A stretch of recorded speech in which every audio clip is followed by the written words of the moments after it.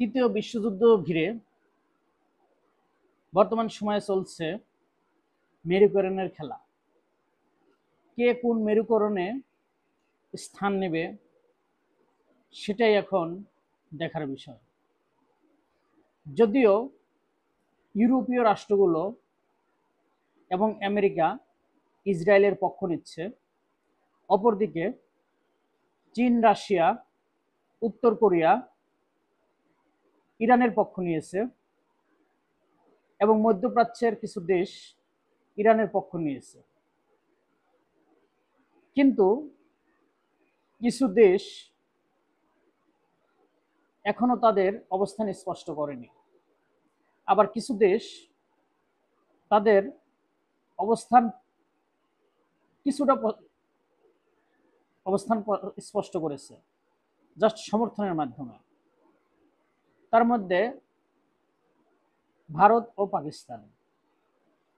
ভারত ও Pakistan Asia মহাদেশে অবস্থিত এবং বর্তমান বিশ্ব যে যুদ্ধাবস্থায় এখানে যে দুইটি মেরুকরণ তৈরি হয়েছে, সেখানে মিত্র শক্তিতে ইউরোপীয় রাষ্ট্রগুলো এবং অক্ষ শক্তিতে ভারত সরি চীন এবং রাশিয়া।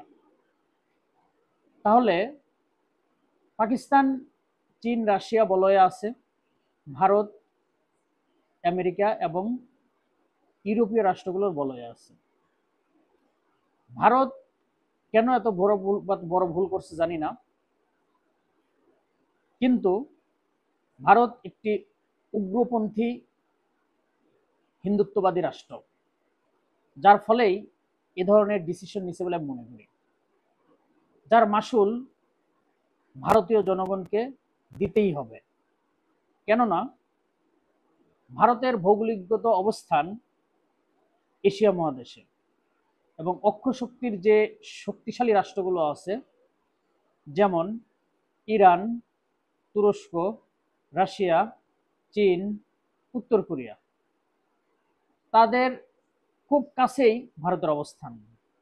ফলে এই জায়গা থেকে ভৌগোলিকগত অবস্থানগত কারণে ভারত মিত্র শক্তি অর্থাৎ পশ্চিমা বলয়ে গিয়ে মারাত্মক ভুল করছে। ফলে তৃতীয় বিশ্বযুদ্ধে ভারতের অখণ্ডতা নিয়ে বড় বিপর্যয় ঘটবে। ভারত হবে খণ্ড বিখণ্ডিত। ভারতের রাষ্ট্রে, ভারতের মানচিত্রে এক বড় পরিবর্তন আসবে বলে আমি মনে করি।